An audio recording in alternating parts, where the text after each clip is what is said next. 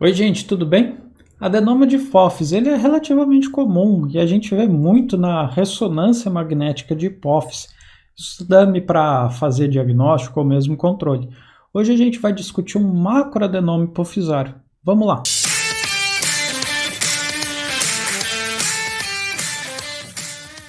Bom, esse era um estudo de controle em um paciente masculino de 62 anos. Nesse caso, a gente fez uma sequência T2, né, cortes axiais, para ter uma noção panorâmica, para ver se não tinha nenhuma outra alteração no parênquima encefálico. Tá tudo bem aqui, né, dentro da normalidade para a faixa etária. E o que já chama atenção para a gente? Ó, a gente está aqui nessa porção centromediana, né, ó, aqui está o septo pelúceo, a gente vai descendo, aqui está o terceiro ventrículo, chega nessa porção aqui, né? E aqui você vê uma lesão expansiva, ó. Você vê essa lesão expansiva, você tem uma capa dela, né? A parte mais externa, e ela está principalmente aqui na cavidade celular. Ela alarga, infradesnivela essa cavidade celular e se estende aqui, ó, até lateralmente a gente já consegue ver as artérias carótidas. Está aqui a direita e a esquerda. Tem um componente um pouco mais lateral aqui, insinuando em direção ao seio cavernoso. Isso é muito importante, a gente vai discutir nos outros eixos. Você já vê que ela é meio heterogênea, tem umas áreas com alto sinal aqui nesse T2, provavelmente é umas áreas de degeneração cística, né? Essa borda com mais baixo sinal deve ser mais fibrosa, né? Mais dura e mais enrijecida, por isso tem baixo sinal. Bom, então aqui já demos uma vista, né, e provavelmente é um adenoma hipofisário mesmo. Mas a gente vai ver nas sequências específicas, vamos ver. Quando a gente está vendo esses casos de hipófise, claro que muda um pouco o protocolo de serviço para serviço, mas em geral a gente faz uma sequência ponderada em T1 e uma sequência ponderada em T2, no axial, no sagital, e depois, quando tem indicação, faz o pós-contraste também, né? Aqui nesse caso, a gente já vê a lesão. No T2 fica um pouco mais fácil para a gente ver. Você vê que ela parece o boneco de neve, né? Ele é mais gordinho aqui embaixo, com essa parte mais um pouco menor. Então aqui seria a cabeça, aqui seria o corpinho do boneco de neve. Esse é o aspecto por imagem clássico de um macroadenoma hipofisário.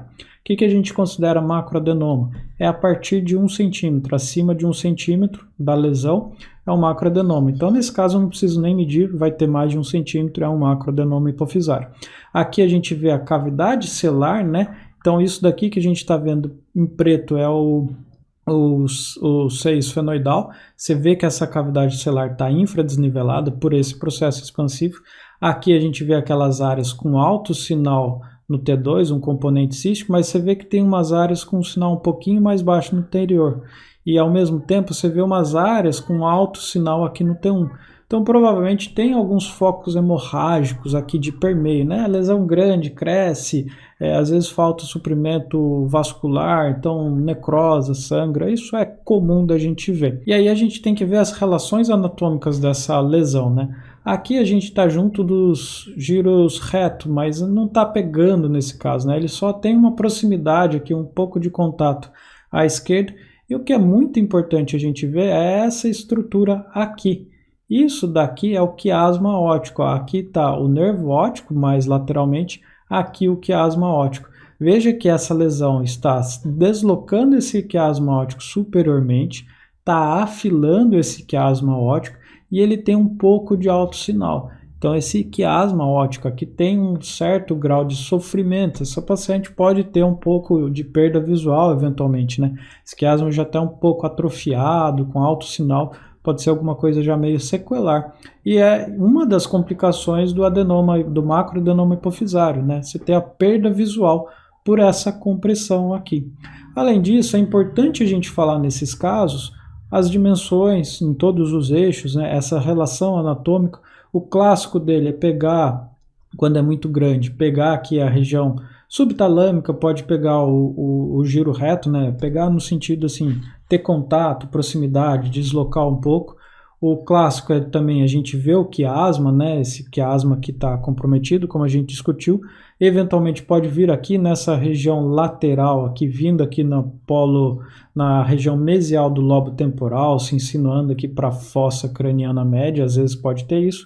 E uma outra coisa muito importante a gente falar é essa relação aqui entre a lesão e essa porção aqui, que é o seio cavernoso. Existe uma classificação que a gente utiliza, porque com essa classificação a gente tem a probabilidade, né, a gente vê se tem infiltração do seio cavernoso ou não. Isso muda a conduta terapêutica, né, o acesso cirúrgico, etc. E até mesmo você vai conseguir ressecar a lesão se for cirúrgica ou não. Como que a gente vê isso daí? Então, nesse caso, eu vou mostrar a parte com contraste agora. Aqui a gente está numa fase com contraste e nos protocolos de adenoma hipofisário, a gente faz um pós-contraste dinâmico, em que a gente vê o contraste chegando de forma dinâmica, porque para pequenas lesões isso ajuda muito a gente vê onde a hipófise normal está realçando, e normalmente esse adenoma, esse microadenoma, né, principalmente para o microadenoma, ele vai ter um realce um pouco mais tardio, mas nesse caso aqui eu só vou mostrar um pós-contraste mais tardio que vai ficar mais fácil. Aqui ó, a gente vê uma área mais homogênea realçando bem, isso daqui é o resquício da hipófise normal sendo deslocada aqui, né, para superiormente e para a direita, e tudo isso daqui que está com um realce meio heterogêneo, um pouco mais hiporrealçante, é o nosso macroadenoma hipofisário. Aqui ó, a gente está vendo as artérias carótidas internas na região cavernosa, né? Aqui a gente já vê ela vindo mais superiormente, né? E aqui ó, a gente vê a delimitação dessa lesão vindo se insinuando entre esse componente de cima e esse componente de baixo. Ao mesmo tempo, ó, desse lado direito também, ó, a lesão ela vem até aqui para a carótida tá aqui e tá aqui. Nesses casos, o que a gente tem que ver? A gente traça algumas linhas. Essa seria uma linha intercarotídea mais mediana, né? Você traça uma linha lateral e você traça também uma linha intermédia no meio. Da mesma forma, você faz isso do outro lado, dos dois lados, para a gente ver como que está a lesão, né? Então, desse caso à direita, ó, você vê que a lesão chega e tangencia essa linha intercarotídea à intermédia.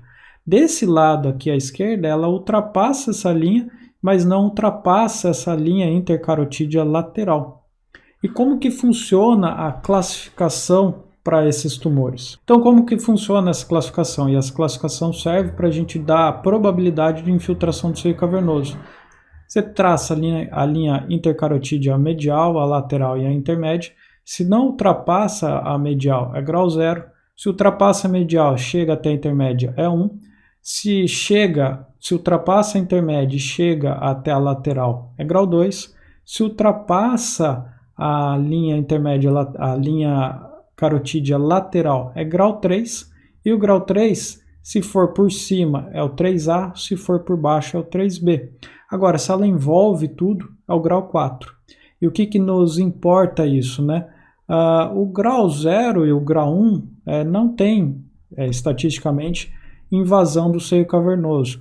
O grau 2 é uma possível invasão, o grau 3 é uma provável invasão, e o grau 4, né, que está envolvendo toda essa carótida, pegando por cima e por baixo, é uma invasão definitiva. Isso daí é estatístico, foi feito vários casos que você via pela ressonância, esses padrões, e depois operando você tinha a definição, né, a confirmação se infiltrava ou não. Bom, gente, era isso que eu tinha para mostrar nesse caso, um macroadenoma hipofisário visto pela ressonância magnética. Então aqui nesse caso, né, é um grau 1 à direita, do outro lado é um grau 2 à esquerda, né, da extensão. E espero que tenha ficado claro. Se ficou com dúvida, deixe nos comentários que a gente esclarece. Claro, curte o vídeo, se inscreva no canal, compartilhe o nosso material com seus amigos conhecidos. Assim a gente divulga cada vez mais o conhecimento médico radiológico. Muito obrigado e até uma próxima aula.